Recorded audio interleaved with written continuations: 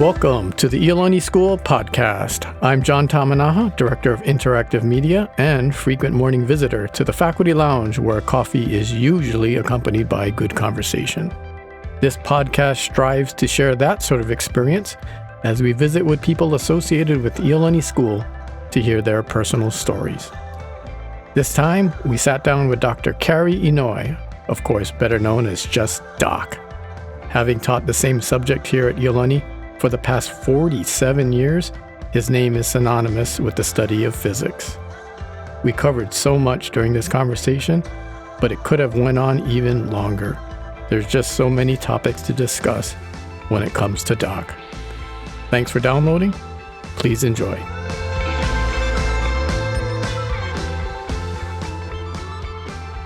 These are what we use to do sports, as you know, and you look good in the headset. Right behind us is the baseball field. I invited you once before, and we couldn't put it together, but I'm gonna do that again. We need to get you out there, sharing your expertise in something that people might not know you're an expert at.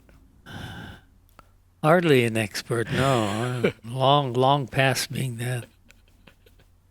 You know, in fact, one of the stories I tell is that my first year coaching varsity baseball, we made it to the state tournament. Oh, simple. And it turns out that the state tournament was the week before my AP exam. Oh. So I couldn't be in class the week before the AP exam. The most important time. The most important time. And I felt so bad. I mean, my students would come up to me and say, "Can I see you after school?" And I said, "No, I have to go to a baseball game." And I felt terrible about that. I went right to Mr. Amata and I told him, "What am I going to do? I can't keep abandoning my students the week before the AP exam, the most important exam of the year for them." And he told me, "You were hired as a physics teacher. Do your job." So what did that mean? That means I retired from baseball. But for that particular tournament, Yeah, you just had to kind of figure it out. Yeah, I had to apologize and meet, students when they could, when I could. It was terrible. I felt so bad. Yeah, and I vowed it would never happen again. I was in your classroom this morning, the first day of the second semester here of the school year, and maybe the first thing you told them was, "It's going to be wild." Yeah. The second semester of this AP physics course, going to be a lot of distractions. Mm-hmm. And you went over it, and maybe they believed you, maybe they didn't, but yeah. Yeah, that's probably the biggest challenge of the second semester is all the distractions that take place. And you can't blame the kids. I mean, these are important events that they're going to remember for the rest of their lives. And, nobody's going to remember AP physics. So to emphasize to them that I'm going to come down on them. Yeah. I'm going to hold my ground and, try to keep them in line. And that's part of the game plan. But, when I was a student here, life was nothing like it is now. I mean, we still had 8-period days, and you basically took 5 classes. And so you had 3 free periods every day. Wow. And it was not as hectic and demanding and challenging as it is for these kids. Yeah, and they're not only are their academic schedules full, even more full than mine was, um, their extracurricular activities likewise are more complicated, convoluted, demanding. Um, and plus, you have the distractions of technology and everything else. I mean, it's tough being a Yeah. kid now. Yeah. And yeah, We've spoken before, and you've told me you're actually were more involved in performing arts things when you were a student here than math, science, STEM courses as we know yeah, them now. But you were involved in a lot of what we call PAD. yeah. Well, music, at least music. But back then, that was it, band and choir. Mhm. That was the extent of performing arts. Yeah, there was a, I guess, a musical in the spring, but I think it was in the spring. But there were no performing arts classes besides band and choir, and I was in both band and choir. And I think what, I really enjoyed music, Mhm. but, my parents my parents would not let me take piano lessons because you'll never make a living doing music. Well, you never know, but Yeah, but that's what I was told. So I did not get involved in anything musical until I was here at Iolani, and I guess in the seventh grade, and I'm not sure how, but ended up with a clarinet in my hand, and so I learned from seventh grade how to play clarinet, and hung out in the band room and found out there was a choir, and so I ended up taking choir as well, and I really enjoyed it. I had great teachers who encouraged me, and I know I wasn't that good, but I enjoyed it. you I think we're involved in an a cappella group, which I think your students and other people would find fascinating to see you out there Yeah, singing. we had a here at Iolani we had a group. I think it was called the Iolani 12. Kind of patterned after an a cappella group that visited Iolani from, I think, Colgate University. Mm. And I mean, they were so cool. I mean, they sang, not classical Yeah. type of music, but more popular music. And and so a bunch of us said, God, let's do that. We got our choir director to help dig up some music for us, and we did a lot of rehearsing, practicing on our own. Awesome. Yeah, that was fun. A lot of fun. What were you like in high school? Kind of Did, nerdy. Yeah, okay. very nerdy. Very nerdy. Um, I guess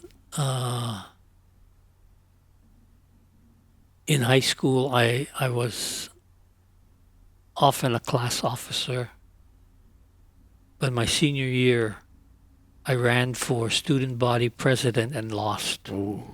So in my senior year I was nothing, which is fine. I Yeah. enjoyed myself. Yeah. Yeah, so I could enjoy, my participation in music and band and choir. Do Yeah. you ever look at some of your students and see yourself in them? Does that ever happen? No, they're far more talented than I was, and far more engaged, far more Mm. involved. So many other aspects of school and um, their own lives that my world was very small. Mm. Um, Yeah, I wonder if it's perspective. You're class of 66, I'm class of 87, so I'm not good at math, but 21 years in between there. And I just look at the students nowadays, whether they're in a pool or on a field or on a court or on the stage at Hawaii Theater or in Cito Hall, or the classroom I observed today. I was definitely not the smartest person in the room here at AP Physics, but they seem so accomplished. I Yeah. mean, athletically, artistically. You go to the Hawaii State Art Museum, Right. at the end of the year and see the visual arts. Oh my goodness, that's amazing. Amazing. I cannot comprehend that these are teenagers Right. doing the things. I just see them, walking home at the end of the year with things they've made and not even good enough to go into an art show, but they just made and Yeah. taking them home. I guess the things I took home from art were the ashtrays. Yeah, back when people smoked. Yeah, we all made those. Yeah, but yeah, they are really accomplished, and what they accomplish is, miles above what I even thought possible. I even had a conversation somewhat recently with my classmates and just asked the question, was anybody in our class talented? And there were talented people, but man, it's just, maybe it's perspective, but the students, the current Iolani school are astounding. Yeah, they are. They're really amazing. And it's a credit to the teachers, the coaches, the resources. Right. The culture. The culture of the school. Right? Yeah. What do you point to when we talk about the culture of the school and how it kind of, the students are allowed to grow and experience. Right. And you're encouraged to find something that you're passionate about, something that you really enjoy, something that, you want to put all your effort into and excel at. And the school provides those opportunities, whether it's in athletics, the coaches, the athletic program, in art, what happens in that art building or in iLab, amazing. If you're interested in robotics, yeah, in the Sullivan Center or performing arts, we have these quartets, string quartets. Yeah. I remember when there was only one, and now there must be about a dozen of them. Yeah. And again, so talented students, but they're trained. They're trained by professionals, and so what they accomplish is truly mind-boggling. I wonder if I were in that situation, I would have developed in the same way. I don't know. Yeah, so that's I the didn't interesting have thing. that kind of talent. I think it's perspective, Yeah. but I also think that the school continues to improve Yeah. and grow and expand. And, sometimes I think of myself as an old timer. And because, I had a cup of coffee in the boys' school down in 6th grade, you know what I mean? And I was here with Coach Amada and the Reverend David P. Kuhn, all of the names, the Feldhouses, the Lees, and all that. But you could really speak to that in the sense of going to the full boys' school, graduating in 1966, and the school not necessarily being an academic powerhouse as it's looked upon today. The school back then, unbeknownst maybe to students, but had a hard time making ends meet. Yeah. I Yeah. mean, that was, I guess, the biggest factor that affect development of the school is, it was tough to, have enough money to, run the school and much less provide financial aid to students. But, somehow the leadership of the school, Mr. Lee, Mr. Kuhn, Charlie Proctor, those people kept us on track and in focus, and we made it. We made it, and I'm not I'm not acutely aware of our financial situation now, but it's a heck of a lot better than it was when I was a student here.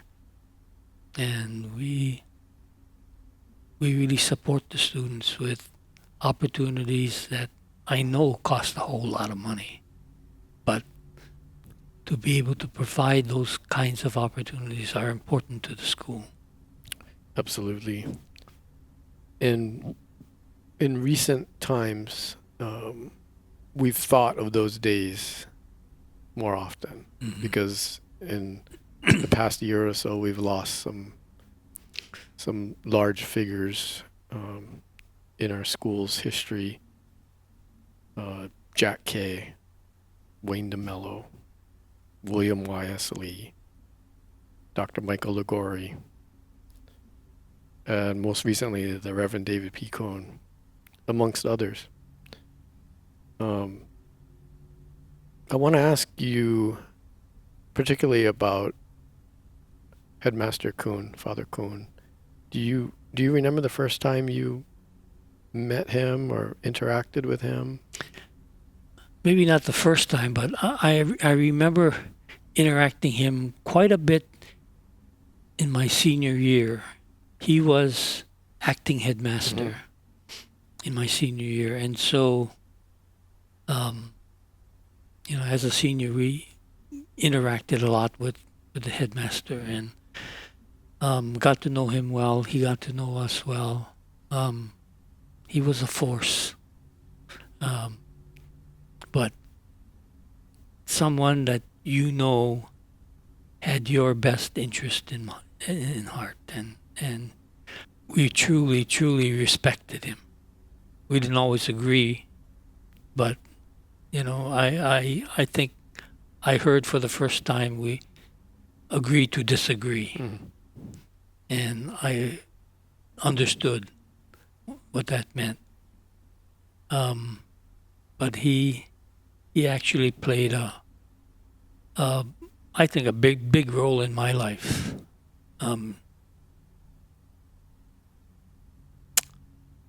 When I graduated from college, I came back and sat down with him, talked to him, because I felt at that point that, boy, Iolani really helped me.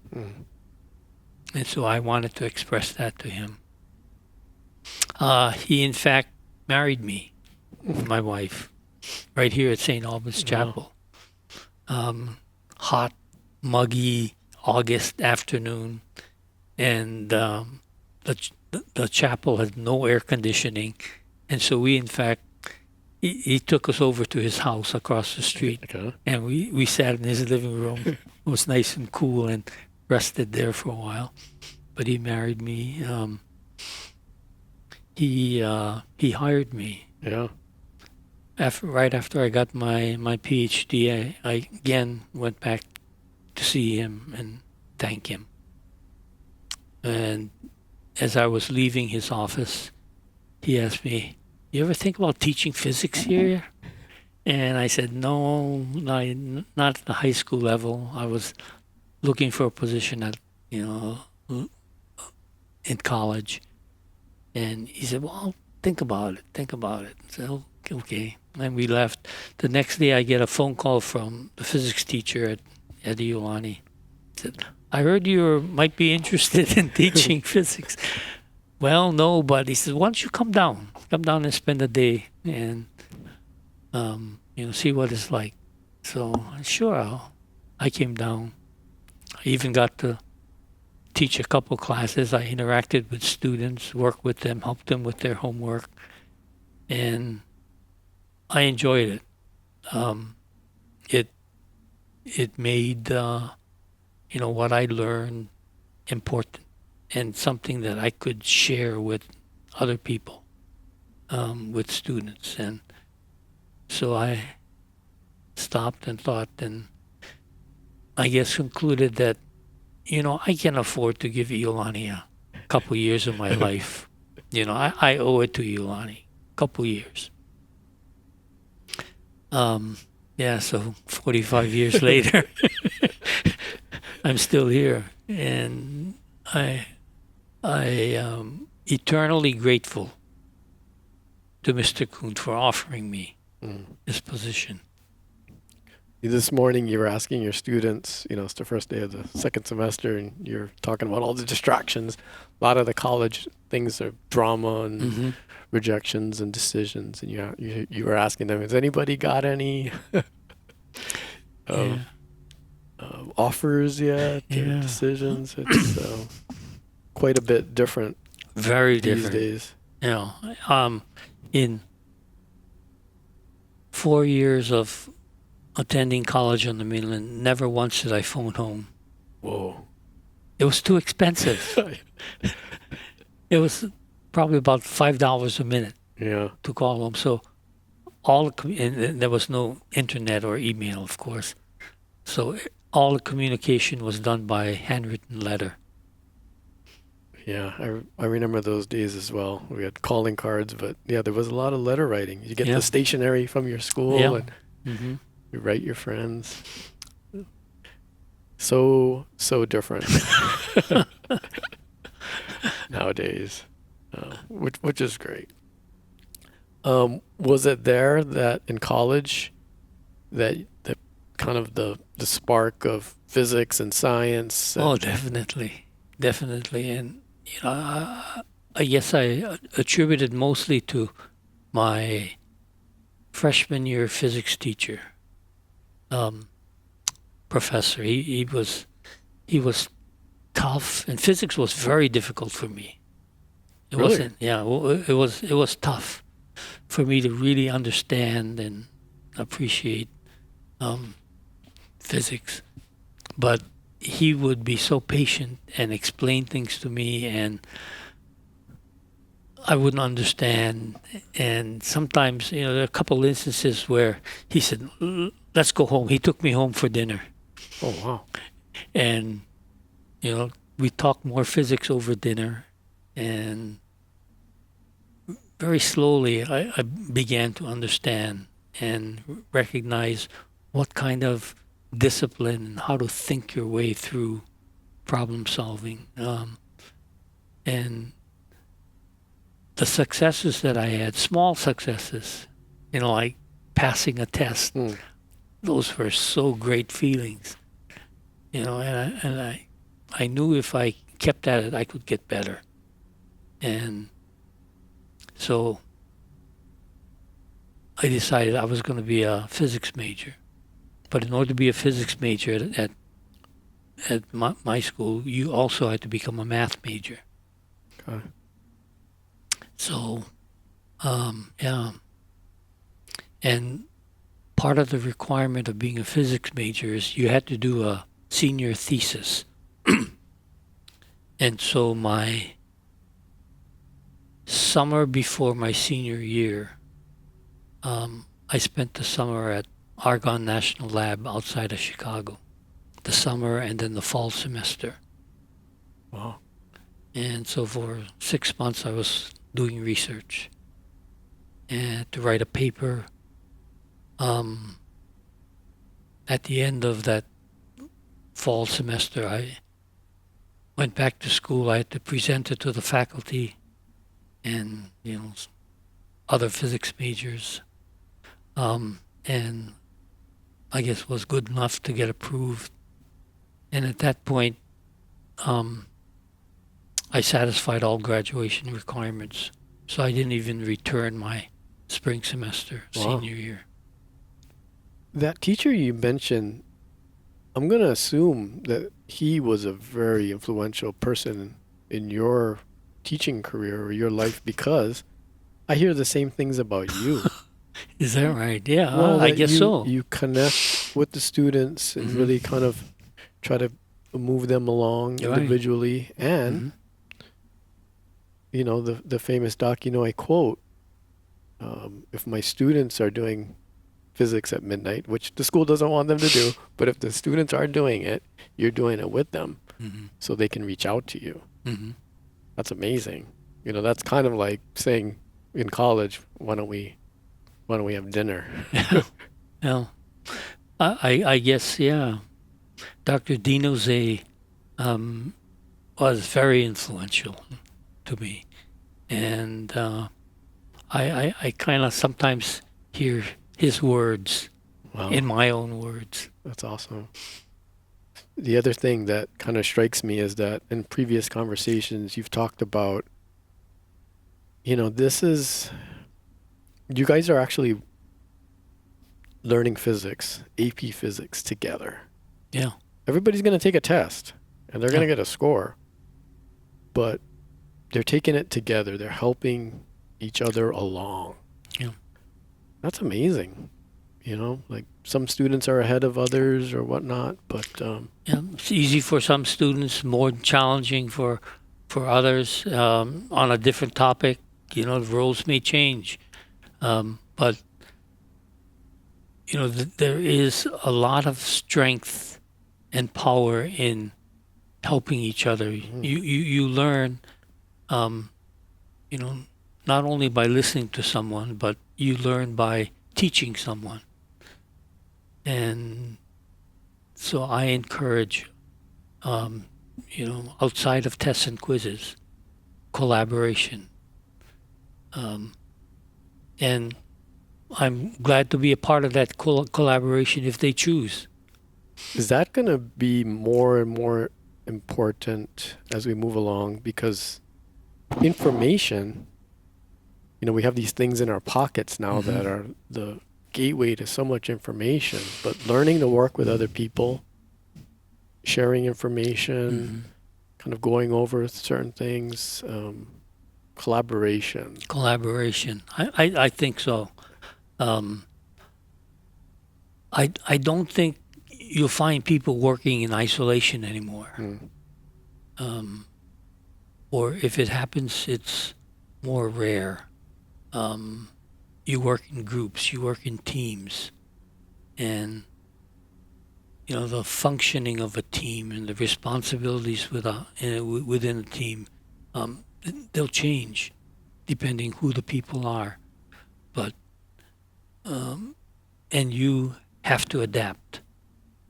So I guess it's important for me to make sure students understand that their job is to learn how to adapt. The terms are, these are all new things like from my schooling, but you have to learn to unlearn, relearn, learn different ways, learn to work with different people and groups, all of these different challenges. That's I would have had a lot of problems doing that when I was in high school. it was a lot different, Yeah, wasn't it it? was. You took your book and you went home and you did your homework and you turned it in, and you didn't know what anyone else was doing, and you didn't have the ability to, give someone a phone call and ask, or text someone. You worked in isolation. The classrooms look different. We're sitting in your physics classroom, and there are medium-sized tables with 2 chairs at each. And there's kind of these teams, these duos when you're teaching, and they work together. But I think in our day it was all of the Right. individual tables and desks with the chairs.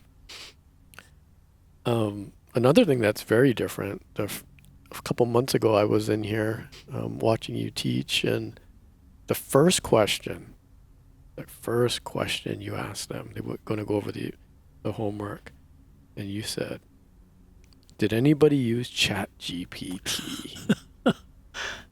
And I was like, "Wow!" And you guys had a discussion about how to utilize that.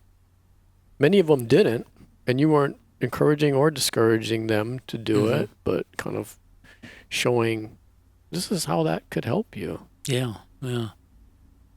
Well, one of the the processes that I use in my class is um, I get students learning how to do computer programming, and some of them have experience, some of them have taken courses, some of them have no experience at all, and it turns out that ChatGPT is a really good assistant to help people program or learn how to program. And so I knew there'd be at least a couple people who would try and give ChatGPT prompts to help produce this code that they were trying to make. And yeah, we tried it for a while, and we found out that yeah, it took more effort to communicate with ChatGPT to get incorrect answers. Oh,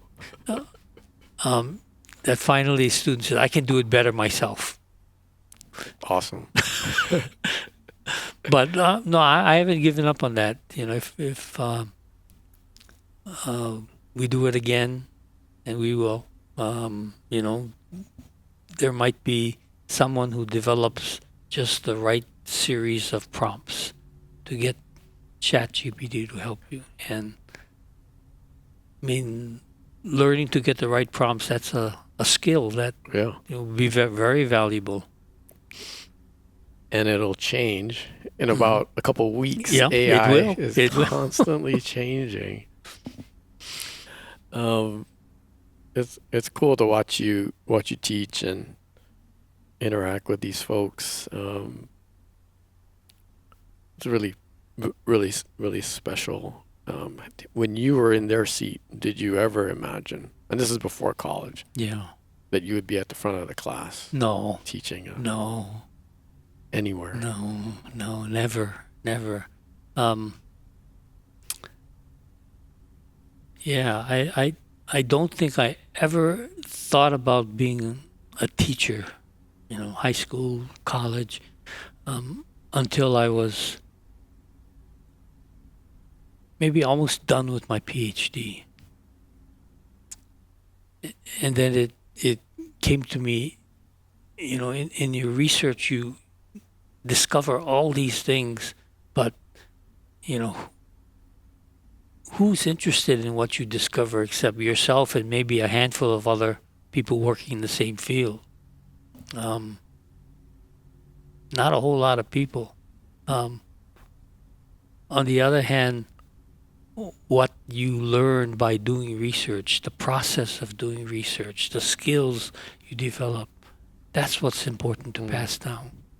And, that's what I was looking to do, to find myself a position where I could share the experiences that I've had with others. Oftentimes when I talk to some of my classmates, they'll ask about the school and they'll ask about teachers inevitably. And you're one of those names that comes right up, and they've been impacted by you, inspired by you. You have a Oh, my students inspire me more than I inspire them. I mean, just but you're one person, and they are many people. there are many people. It's amazing how many people that are, and their children have been taught by you. Not to age you, but it's they talk about coaching trees. There's teaching trees. We have teachers here on this campus, past and current, that have these amazing trees. Talk to me about challenging students and inspiring them through challenging them, Yeah, if learning is easy, then you haven't learned a whole lot. I want learning learning to challenge my students. I want them to think and analyze and distill information, and all that requires, or all that's important when you tackle something that is challenging and difficult. Yeah, to have encounter a question or query that's easy to answer, you're not going to gain anything from that. I was talking to one of your colleagues here in the physics department, Steffi Sims, and she was telling me the story about you sharing with her your thoughts about the mural that's in the inside of the Sullivan Center in one of the stairways, with the quote, "We choose to go to the moon in this decade and do other things not because they are easy, but because they are hard." That's the longer version of the quote by John F. Kennedy when he spoke at Rice University regarding the race to the moon more than 60 years ago. Right. We do these things not because they are easy, but because they are hard. Some people maybe don't understand that it hadn't happened yet. Right. It was 7 years later in 1969 that Apollo 11 landed on the moon. Right. So, it didn't happen yet. Right. That was like kind of a thing to say, this is what we aspire to do. Almost incomprehensible. I think even now, for me to look up at the moon and say, men went there, Yeah. set foot on there, and came back. Anyway, as a young man, you're hearing that. Right. I heard it. It must have been on the radio, maybe even a week after it happened, and it was garbled with static and like everything that came from the mainland was. But I heard those words, and it really affected me.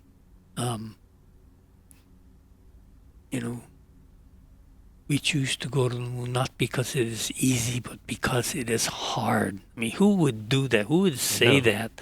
But it really impacted me, So I want to do things that are hard. And I think if there are words that kind of drove me throughout my life, would be those words.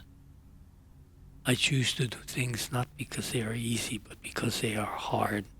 And I think I've always chosen the hard path. Physics was hard for me, but I ended up being a physics major. And I think the students that occupy these chairs in this classroom are doing the same thing. Right. They're not coming in here looking for the easy way out. It's not an easy course. No. And I think that I benefited a whole lot because I understood that, it's not going to be easy. It's going to be really difficult, but maybe the rewards from that are going to make it all worthwhile. Yeah, that's so awesome. And so this is what Steffi told me about all of this too. She said it really embodies who Doc is, not just as a teacher, but as an innovator, explorer, and person. He is always reaching for new things just outside his grasp, and that's what keeps him pressing onward. He is constantly tinkering, learning a new platform or program, or 3D printing a part of his equipment.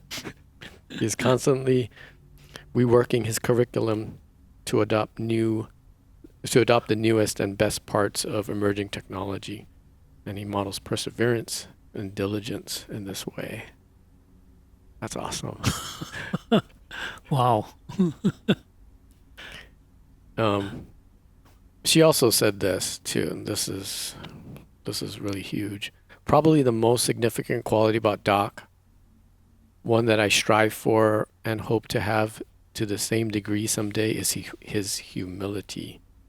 Doc models humility in the best possible way.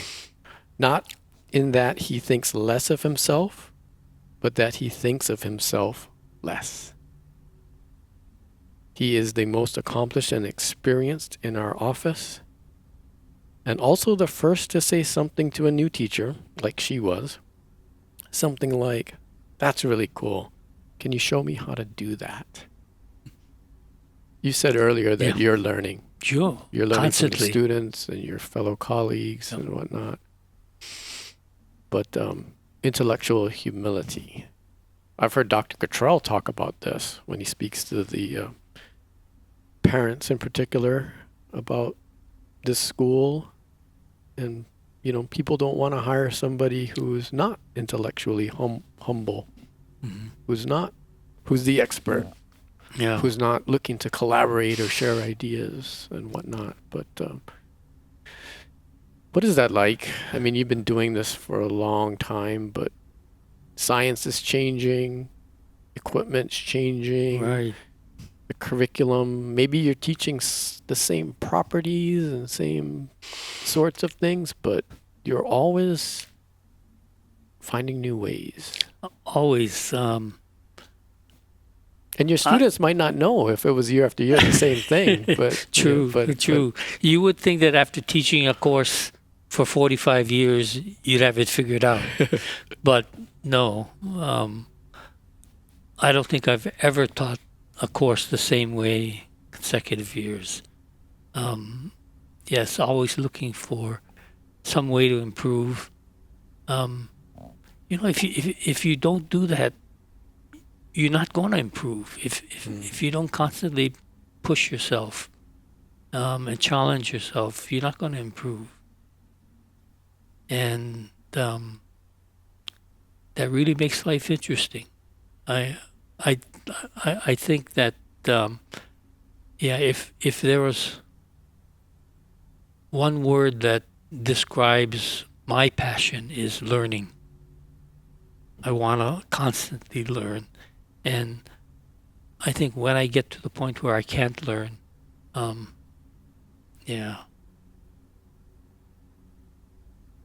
I'd be very sad. I mean, I can't imagine myself not wanting to learn.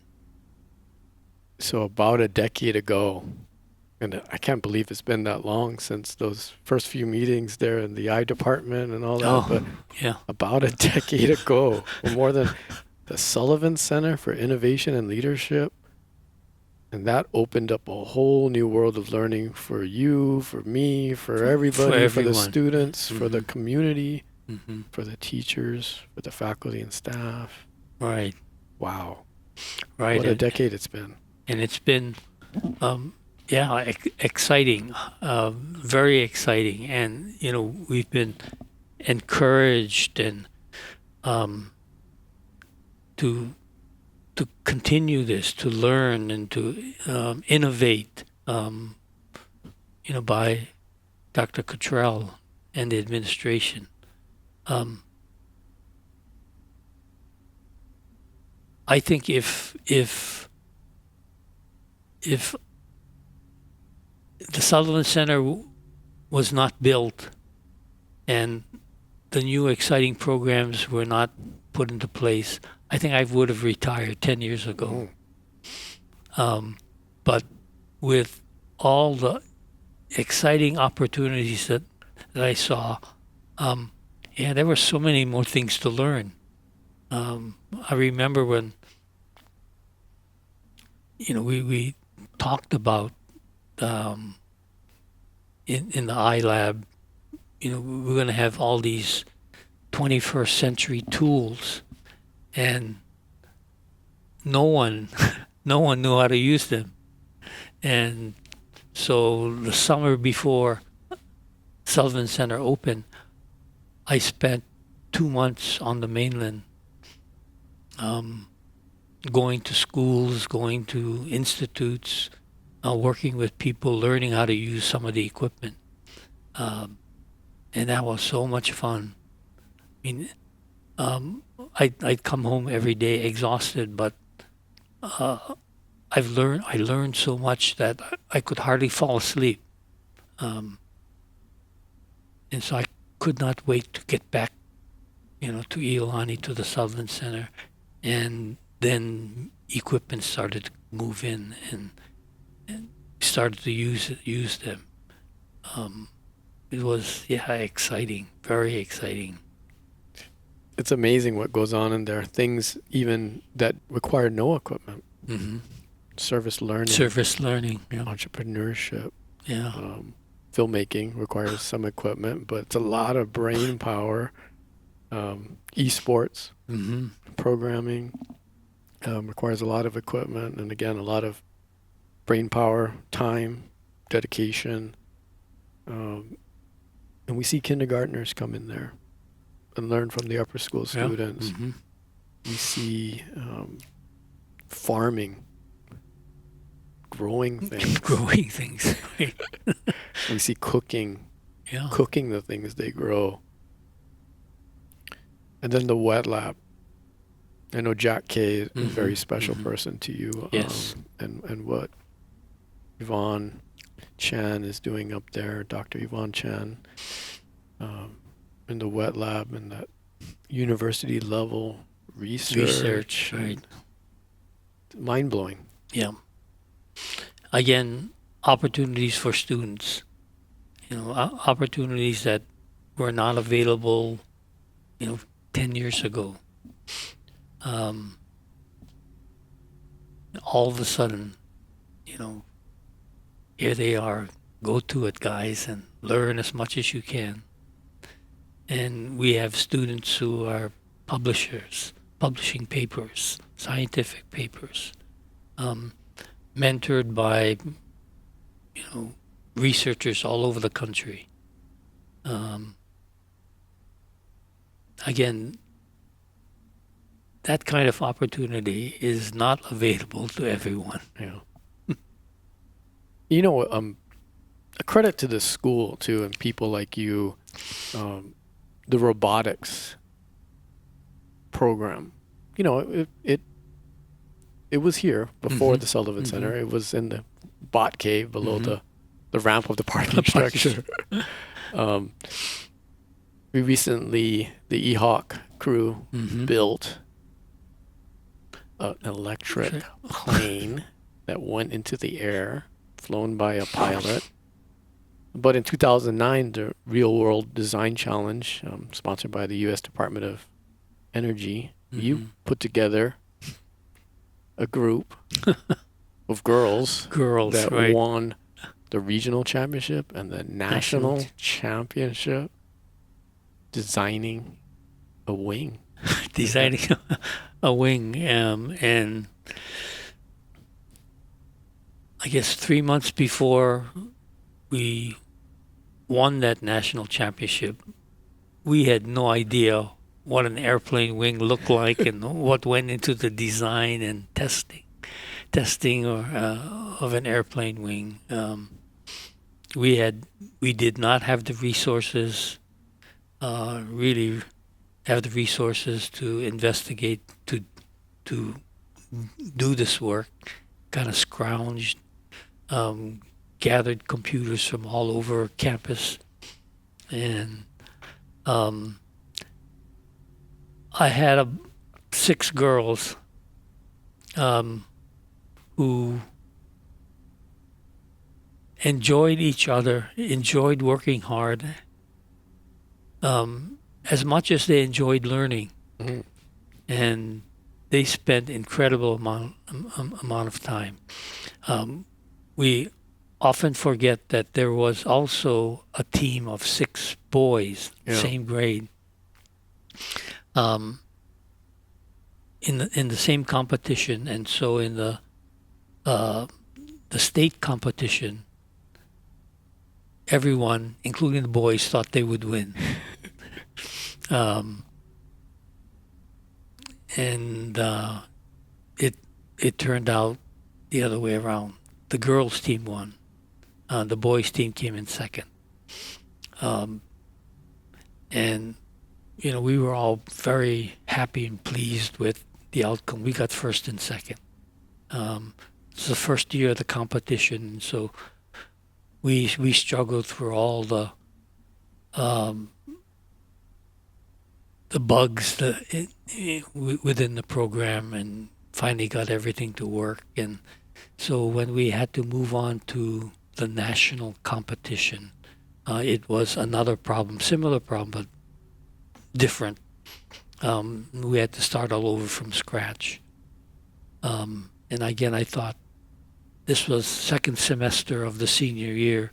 And so with all the distractions taking place, I thought, nah, these girls are just going to, fold.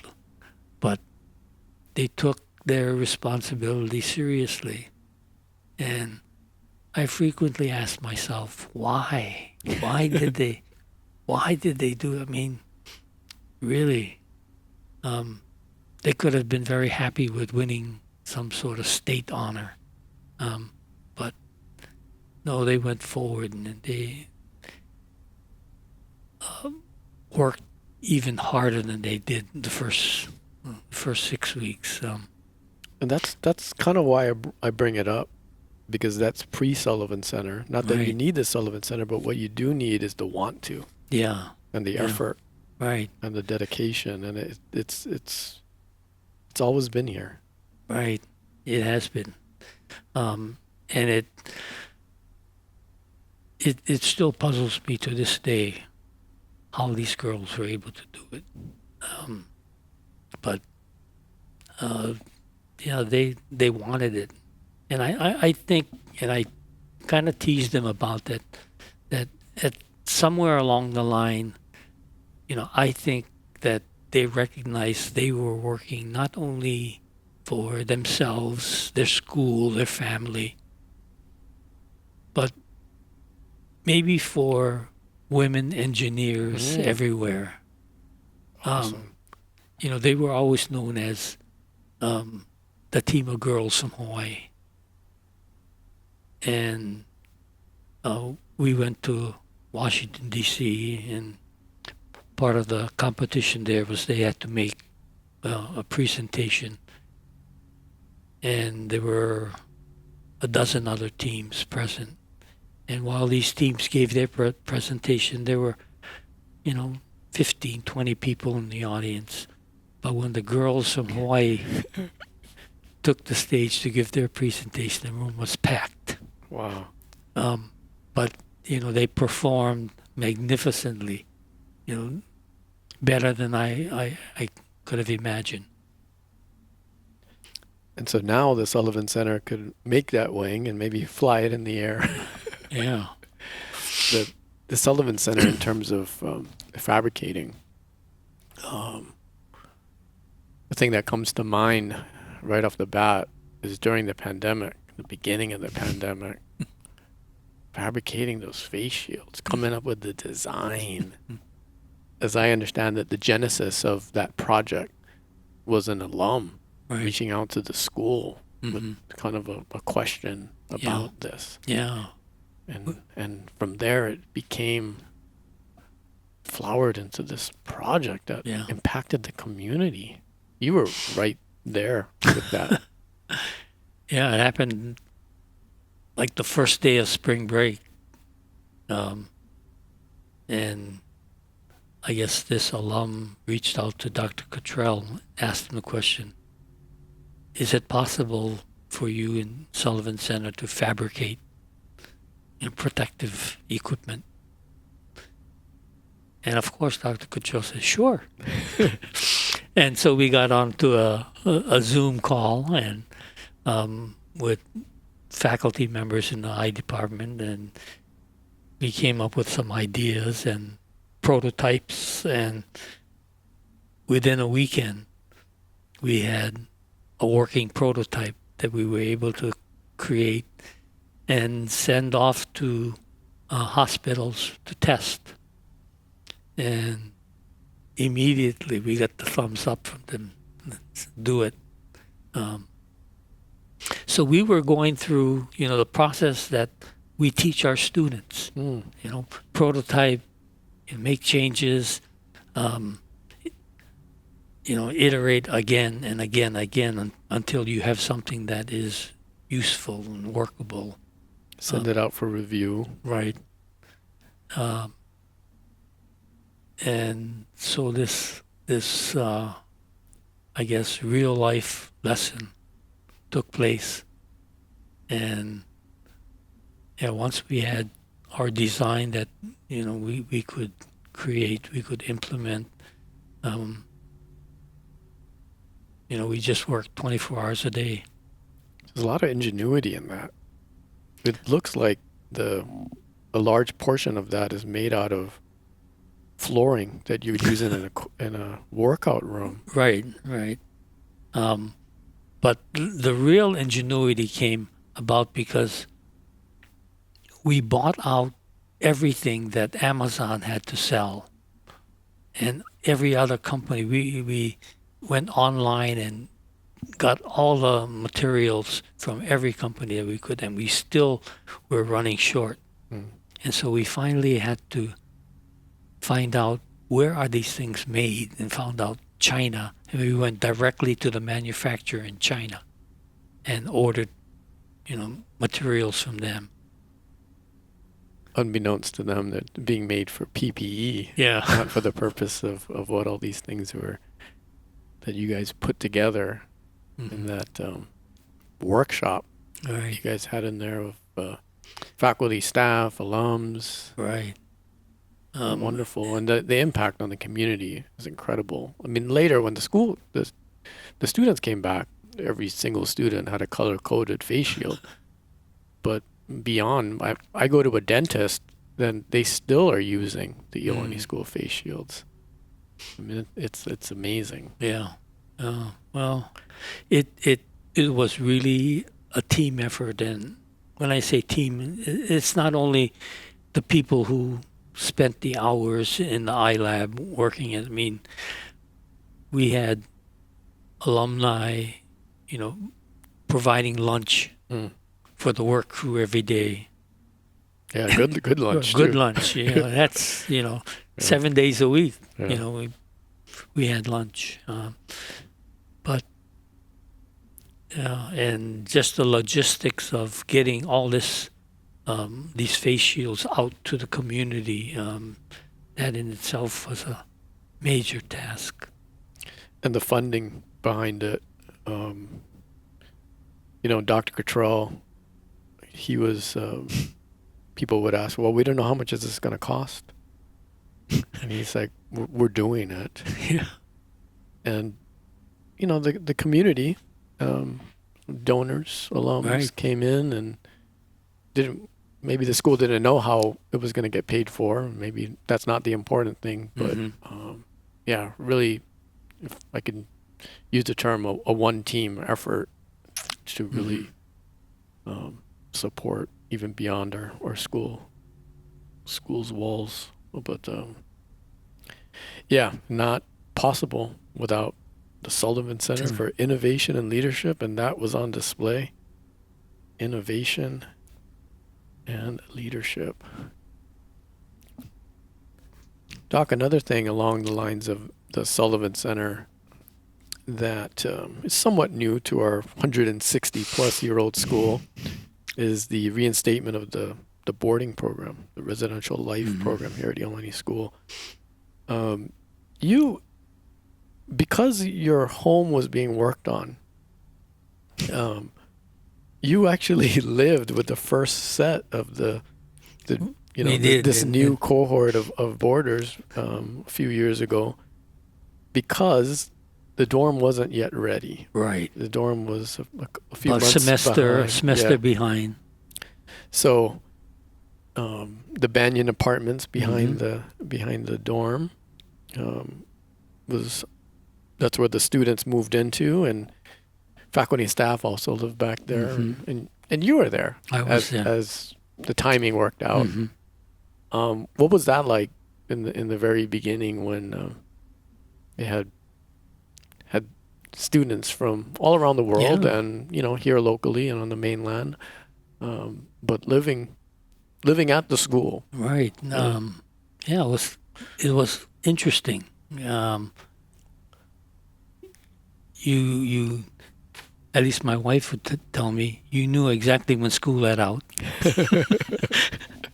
I'd imagine so.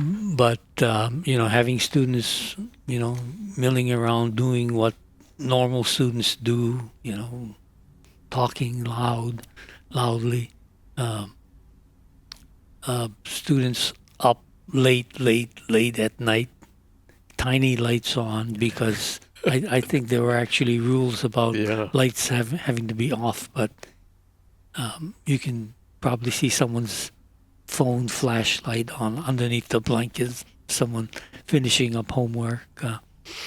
But no, it was fine. I enjoyed it. I enjoyed living right on campus, rolling out of bed and being in my classroom in 5 minutes.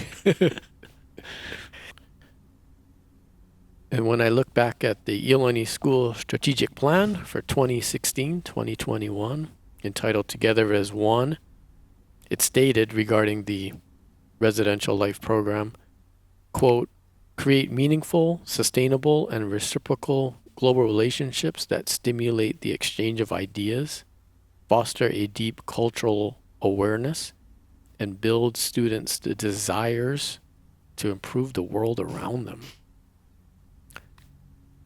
That's what's happening.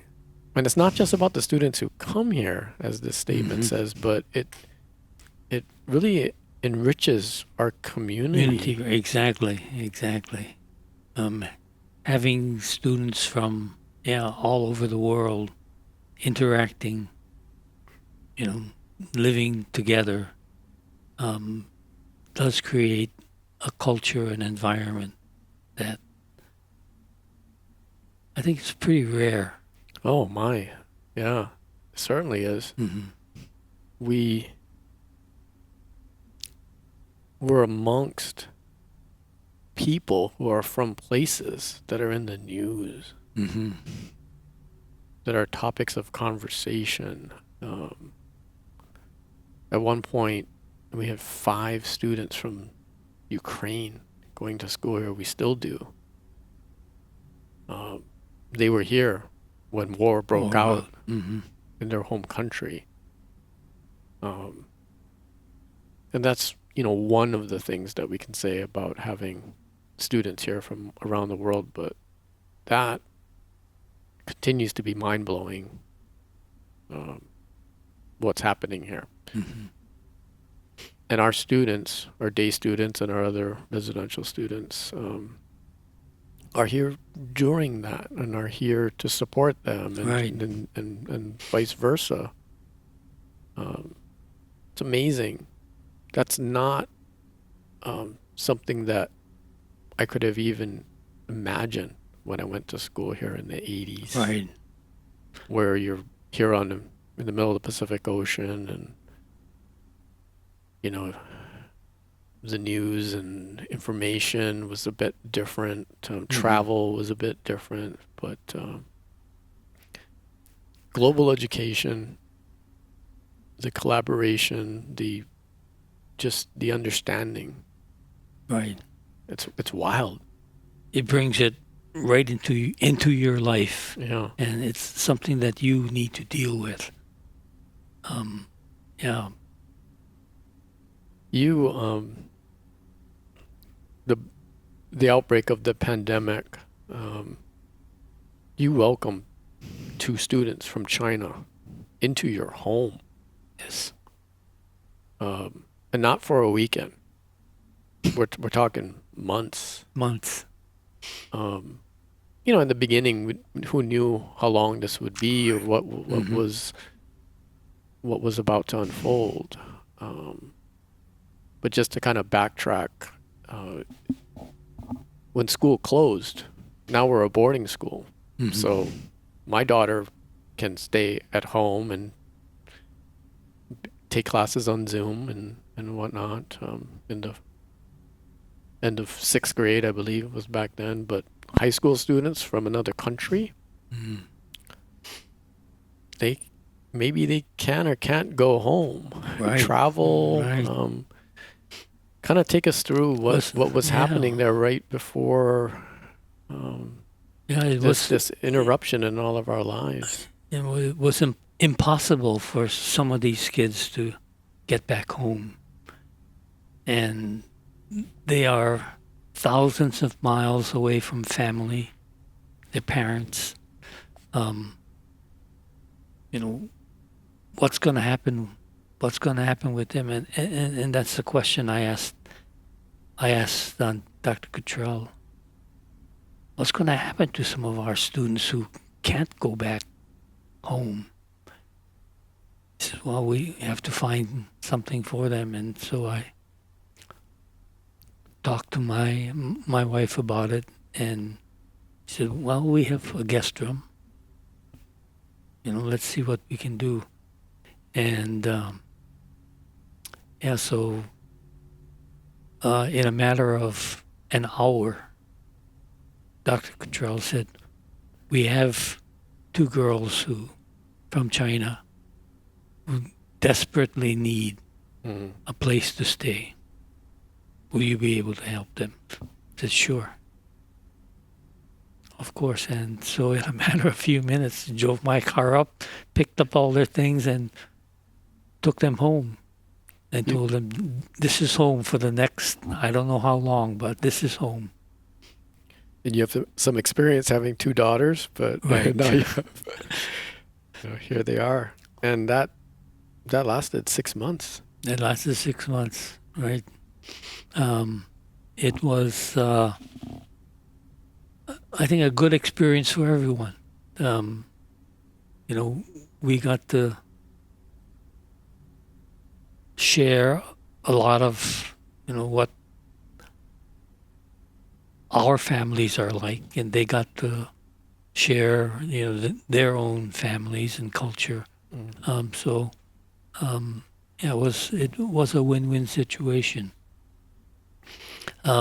We got to see an amazing part of the work ethic that these 2 young ladies from China had.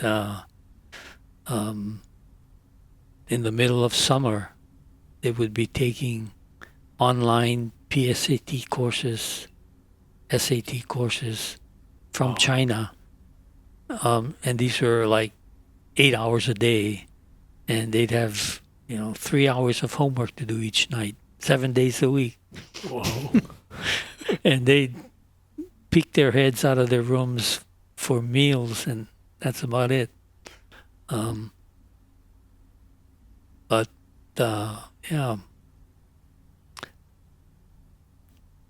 It was a great experience for everyone. One of the young ladies in your home is Gina Wang, class of 2022. And she was one of the school's valedictorians. Right. And way up in the class because she gave the valediction speech at commencement. Gina came here as a freshman. And she started a month late. Right. I can't imagine that. Well, coming here from China to go to school is one thing as a freshman. But, for whatever reason, here a month late, the reason why I mention that is that's just the start of what's going to happen here. And that's not, the most advantageous beginning. Gina went on to the wrestling team. Never wrestled before. Yeah, and to prove things, and to challenge herself. Obviously, Gina did extremely well academically. To give the valediction speech at commencement, to be one of the 2 students that's hard. That's wow. Yeah. But during her speech, the end portion of her speech was about you and your wife Iris, about that experience. I would like to play that for the audience and and you, just to kind of refresh. You never know what might happen tomorrow, a pandemic or something else. What you do know and own is today. Special thanks to my cousin Wendy, who is here today for me, and my parents who have been trying really hard to be here, yet failed to make it and are watching online right now. I can still remember the last week before spring break in sophomore year. School ended abruptly. The dorm was going to be closed. Everything was chaotic. I decided to stay in Hawaii for safety and to ensure the continuation of my studies. But I was also scared and had no idea where I was going to stay. Dr. Carey Inouye and Mrs. Iris Inouye took me into their home. They not only provided me a place to stay, but also became my ohana in Hawaii. From that point on, and all the way through the summer break of my sophomore year, I stayed with Doc and Mrs. Inouye, whom I now call Iris. Despite how intimidating COVID was, Doc and Iris made me realize that we're all in this together. I enjoyed all the dinners we had together, where Iris shared ghost stories about Hawaii, funny and touching personal anecdotes, and even made fun of how Doc has gigantic ears.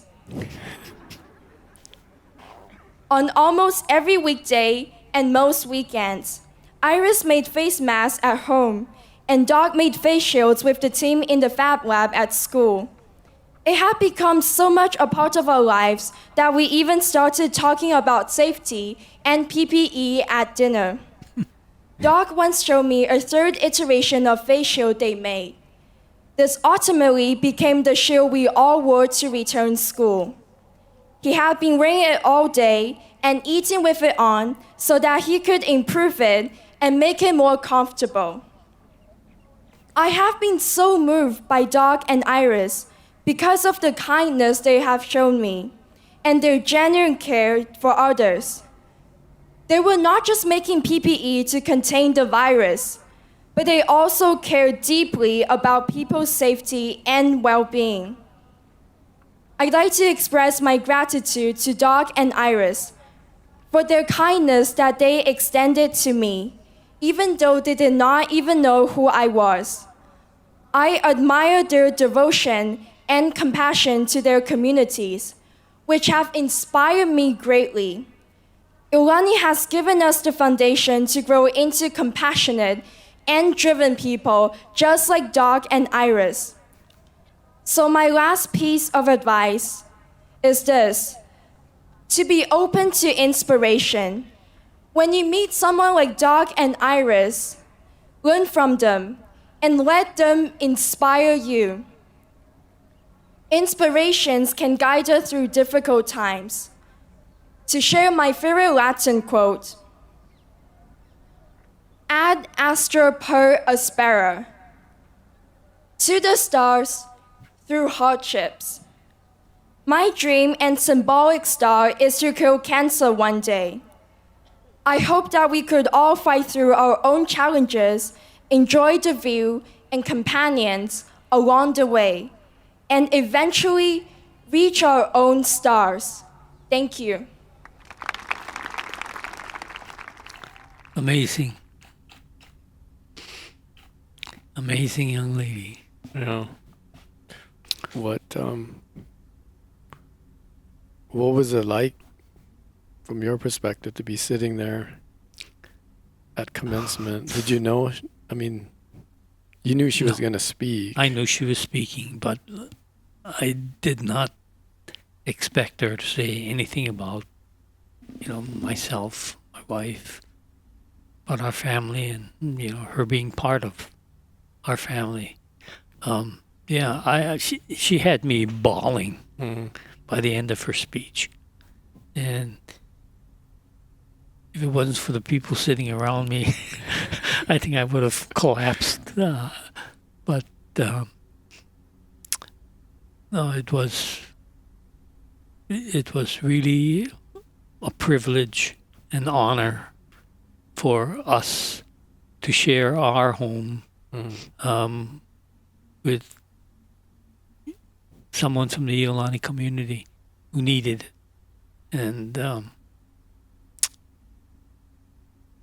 I'm glad we had that opportunity. You know, we reached out to Gina, who is at Princeton University. And one of the things she said was that they welcomed me into their home and they inspired me to help and care for others when I can. So now she's inspired to help others, having experienced that sense, the aloha spirit, one team, Right. ohana. Super powerful. I mean, as Gina said in her speech, she would like to cure cancer, and I would not bet against her. But that is part of caring for people. Sure. Yeah, she's an amazing young lady, and we keep in contact. She, in fact, the summer after graduation, she finally was able to meet up with her mom. Mom came to Honolulu. And yeah, we were very fortunate to be with Gina when her mom landed at the airport and met her there. And for those who don't know, that was the first time she saw her mom in 3.5 years. Right. When we talk about family, ohana, growing up and living on this island where we're not typically separated from our family when we're young. To go to school is one thing here, but to not see your family for 3.5 years. And they were making every effort to be here for commencement. And it's great that Gina had a cousin here. But she had you and your wife were here. That was quite a moment. Individually, it's a moment, but it speaks to our community. Sure. It speaks to these things where people email about PPE, where people email, hey, somebody needs help. We're here. Yeah. That's what it's all about. Right. You know, if there's a call and you can help, you step up and do it. Some people, I would look out the window at the baseball field and it says Iolani one team, and maybe half the days I'm wearing a shirt or something that says one team on it. But it's much more than that. And maybe people on the outside might look at that as, oh, that's their thing. But it's real. It is real. It's in your heart, your soul, everything you believe. And it covers everything. What you do in the classroom, the way you treat your friends, the way you treat your family, how you reach out into the community.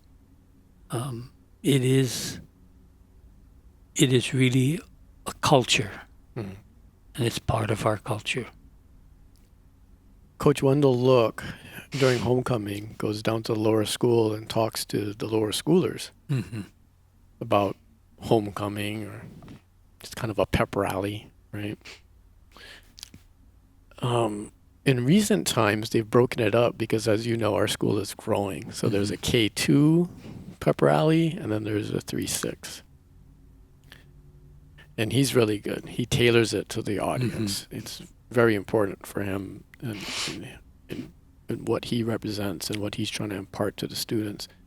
and in particular the kindergarten, first grade, and second grade meeting there in the one team field house, he asked them to put their hand on their chest, and he says, "What do you feel?"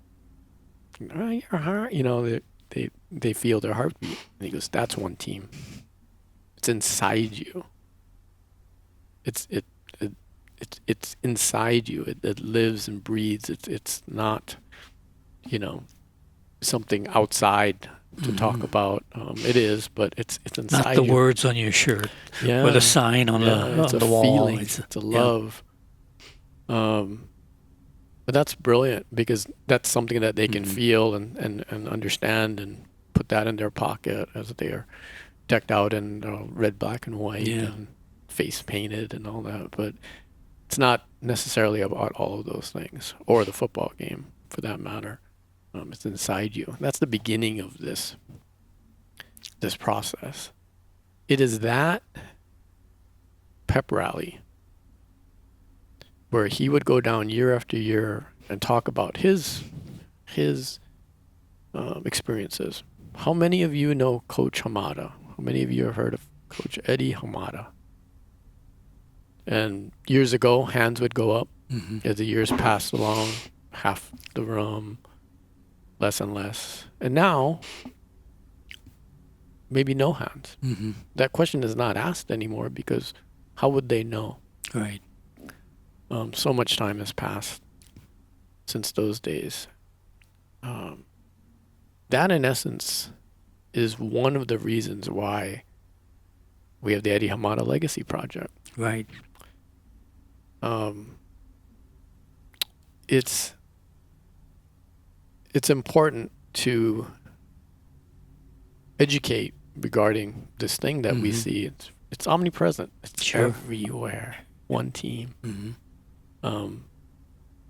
But the tip of the cap to Coach Eddie Hamada, class of 1946, who, yes, is he learned from Father Bray. But it was Eddie Hamada who kept us knowledgeable about Father Bray. And neither of them said really one team or use that they would talk about, let's play as one team. Team over self, team over the individual, accomplish things as a team. But it's my supposition that if not for Eddie Hamada, we wouldn't really know who Father Bray was. How would we? Yeah. And other schools probably have figures such as this who are integral in their ethos. But it's very important to tip the cap to Coach Hamada, who he himself embodied some of these qualities that we're trying to impart, this togetherness. You knew him well. What can you share to the audience, some of which will listen to this years later, but it's very valuable for us to hear from people who had personal relationships with Eddie Hamada. Yeah, he was very much a people person. He would care about what you're doing, what you're thinking. Some of our most important conversations took place when he would grab my arm and throw me in his car and we go to have ice cream. He loved this ice cream. Of course. Yeah, and we'd sit down, eating our ice cream and talking. He meant a lot to me because, well, actually, when I was a little kid, I would actually go down on Sunday afternoons to Honolulu Stadium and watch him play baseball, AJA baseball. Yeah. And that's when I first heard his name. And when I found out that, yeah, this is the same guy that, works at the Iolani school, wow, that was, all of a sudden he became my hero. But I got to know him.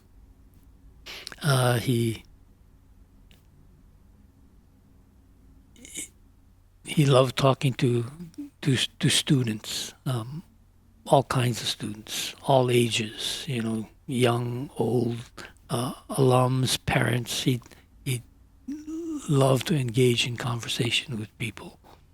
And people did that to him. When Right. you went to get ice cream, he probably got held it up. took about 5 stops before we get to the ice cream,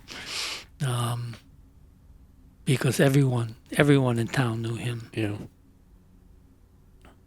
He dragged me one summer.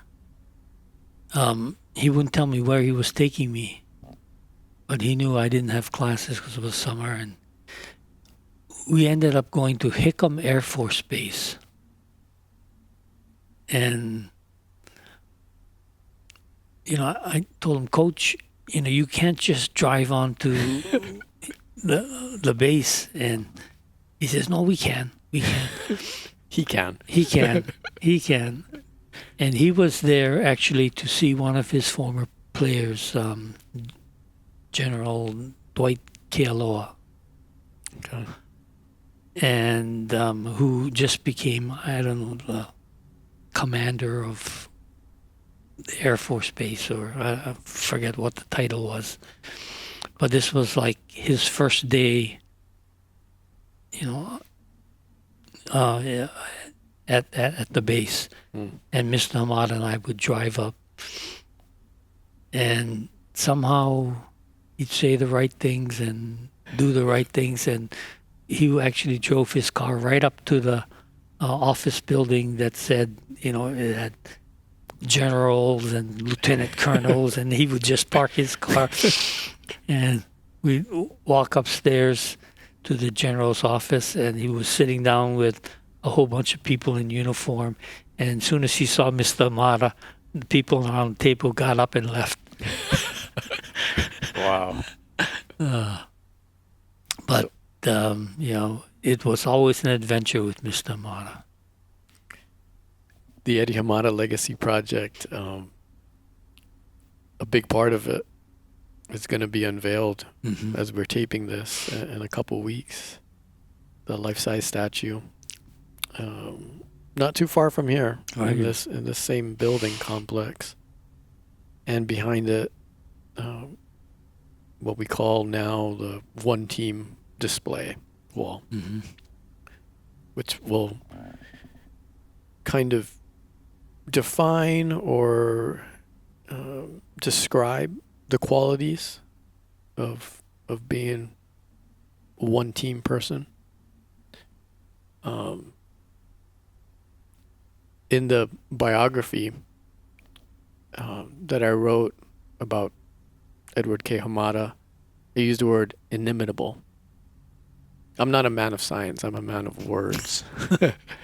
And that word means so good as to not be able to be imitated. Right. That word fits him. Oh, yeah. And I don't know too many people who are that way. Would you agree? Sure, definitely. He is, in his outlook, in the way he interacts with people, in his persona, he is one of a kind. At Mr. Hamada's retirement dinner in 1991, the Reverend David P. Kuhn referred to him as, quote, the most universally loved man in the history of the school. Sure. Yeah, like you said, all you have to do is, take a walk with him, go somewhere, and you find how many people loved him, how many people knew him. And, as he aged, it was always a joke when he'd say hi to someone and meet, shake their hand, talk story with him. And I'd always ask him, Coach, you know who that was? He sometimes did not, He but he did sure not. made that person feel Right. important, Mm-hmm. and like they were the only person in the room. Right. And that's an amazing quality. What does one team mean to you personally? What's your flavor of one team? Oh, there are so many flavors. Yes, I guess one team to me means you have been blessed with a culture and experience that is valuable, that maybe others cannot experience, and it is your responsibility to share that same feeling with as many people as you can. And with that being the case, that falls right into line to being a teacher. It does, doesn't it? I didn't Yeah. think about that. But that's what you live. Right. You know? Yeah. What do you love about teaching, about being here in this classroom? Well, I think I would not have been a teacher had it not provided me the opportunity for myself to continue learning. Learning still is important to me. And there's so much more to learn. So much more I want to learn. I'm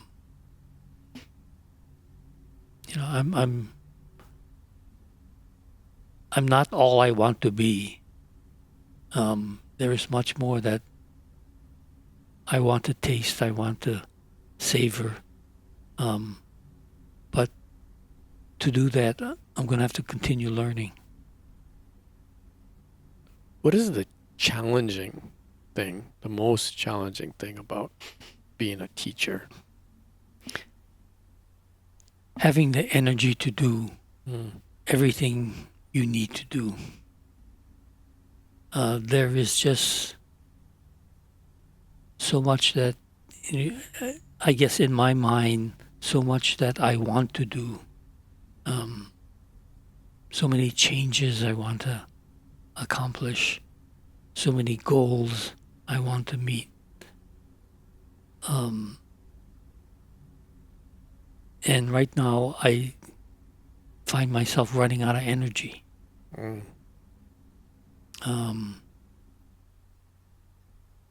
Yeah, I wish.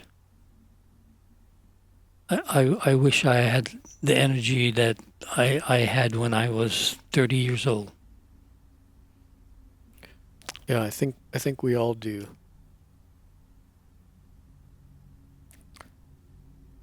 Thank you for all you have done since the fall of 1977. My goodness. Oh my goodness, yes. It's so awesome. In the spring of 2001, the Iolani School yearbook was dedicated to you. That was the Dreamcatchers Yes. yearbook in 2001. Kind of space odyssey year, famous year. It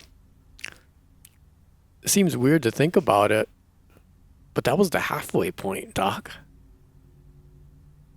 Oh yeah, my goodness. Just about. You know, you were about 24 years in. We're in 2024, I believe it, 23 years. But I mentioned that because that really is a huge honor. And that's like halftime, people saying, Carey, Inouye, tip of the cap to you. A lot of alums would say, myself included, that we owe the school a lot. And we figured this out later in life when we go to college or when we get into the workforce. When we become parents, I think we really look back at our education and our upbringing here particularly, and our love of education and whatnot. But when the yearbook is dedicated to you, and there's some, other honors, but I consider that to be a tremendously high honor. That's the school saying, we appreciate you. Do you remember what that was like? Oh my God, yeah. Not many people know it, but I was almost not there.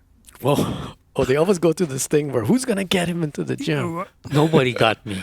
Oh, Nobody. They just figured that you would go to the assembly? Right, and I didn't have a homeroom. Oh. So I was actually up in my classroom waiting for class to begin, wondering, where is everyone?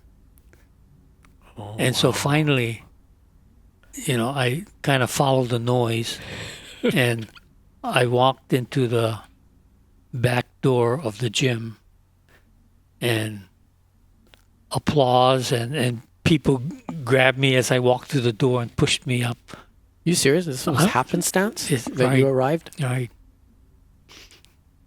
Whoa. And I had, it was, I guess I should have remembered, because 2001 was the year my youngest daughter graduated. So she was a senior. And so as I walked through the door and made my way up front, I saw all the seniors sitting on the floor turn towards me, and I saw a lot of her friends. Wow. And that really started to stir emotions in me. And then as I got to the front, I turned to the side and saw the seats with the former the previous. dedicatees. And I saw everyone that I, admired, respected, honored. And so finally I got up front, and they pushed me to the podium. And I was at a loss for words. I was just trying to calm down, and it was extremely emotional, unexpected, and I don't think I recovered for a week. Yeah, I can only imagine. That's something else. And what you're describing is very different. What happens in the modern day, Right? Because Taylor Wong, the head honcho of Kamo'elelo o Iolani, they make sure that person gets there, and they have all sorts of different ways and where they're going to sit and the video and whatnot. But Taylor Wong, now that I mention him, I can see the smile on your face. He's one of your favorite colleagues, I might imagine. The connection to the Fab Lab amazing, talented, personable. He's another embodiment of one team.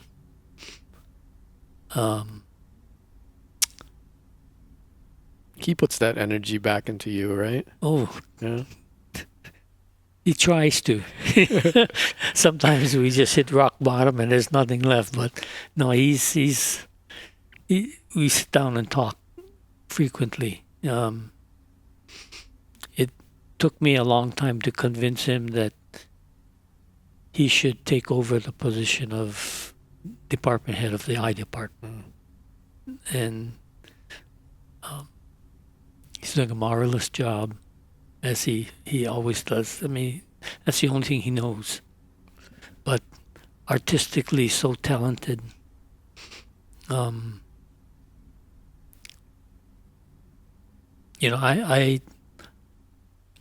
He was in my class for maybe 2 days really? then he said he decided, no, AP Physics is not going to be his thing.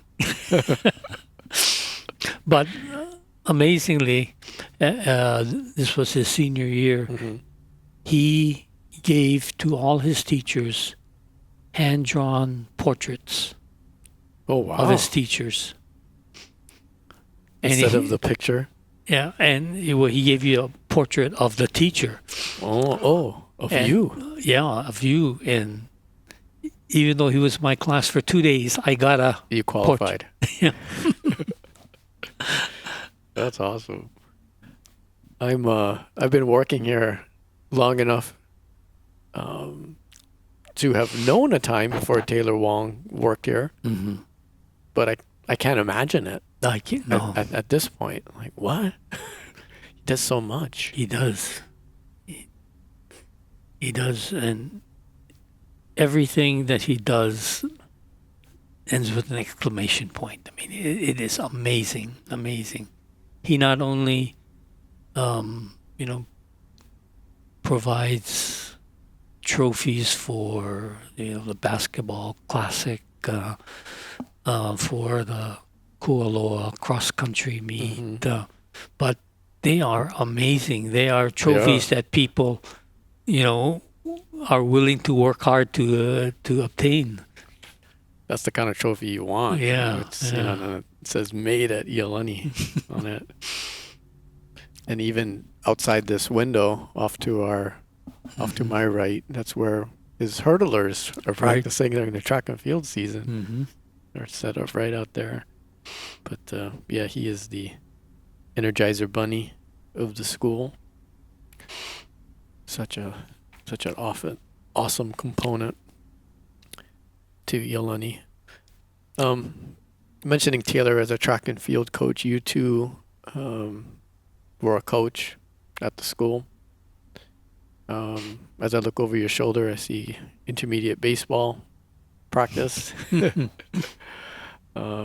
been there before. Mm-hmm. You worked your way up. You were the varsity baseball head coach. Mm-hmm. Coaching is teaching. It is. Did you love that as well? Oh yes, definitely. But it also satisfies, I guess, a different need. I guess the competitiveness that you don't satisfy being a classroom teacher. Every game, every contest becomes something you personally invest in. Yeah. And winning does not have shades of gray. You win or you lose. And so, yeah, baseball definitely satisfied that competitiveness for me. What was the most enjoyable part of being a coach? Oh, boy. I guess, as with being a teacher, seeing young students or seeing students rise and accomplish more than they felt they were capable of accomplishing.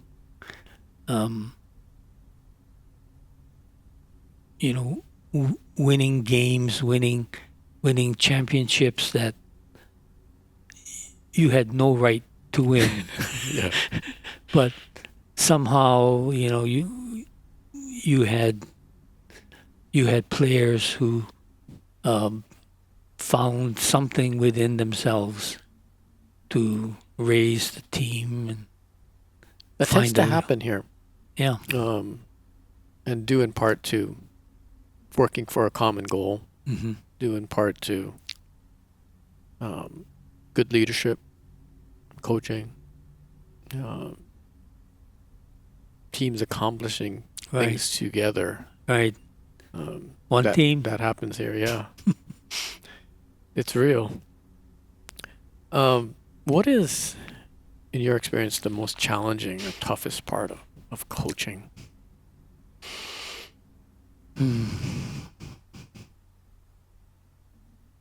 I guess it's, you know, seeing people try their hardest. I mean, really focusing, trying to live up to your expectations, their expectations, trying to succeed, and just not being able to do that.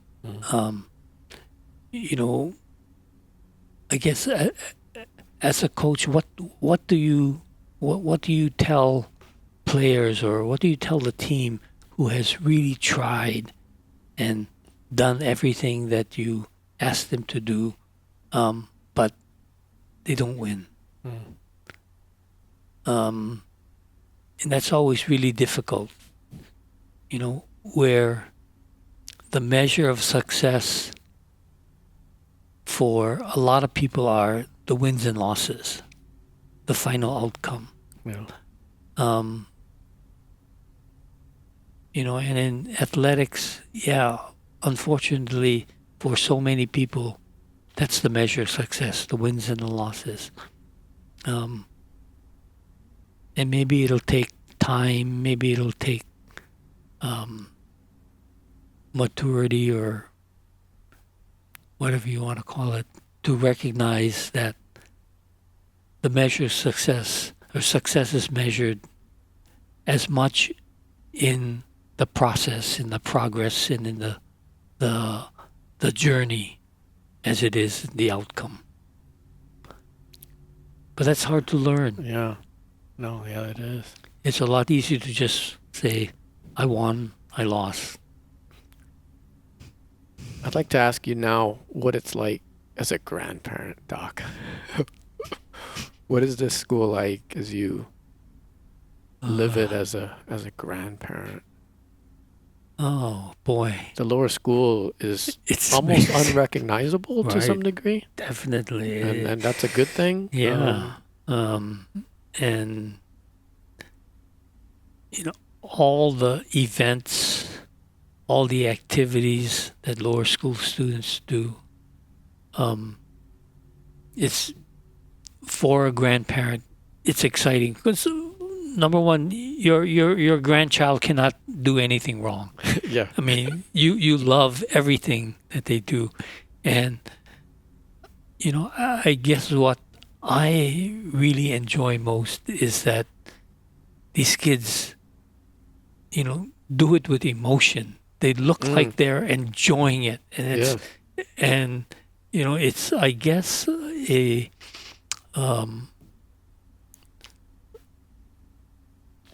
I guess it comes from their teacher, providing them a safe venue to express themselves, to really react. But these kids are enjoying themselves. And when you see that kind of excitement, energy, emotion, as a grandparent, you just got to love it, Wow. And your grandson has that emotion and that zest for life. I see him out there. But to some extent, that's what they know. Yeah.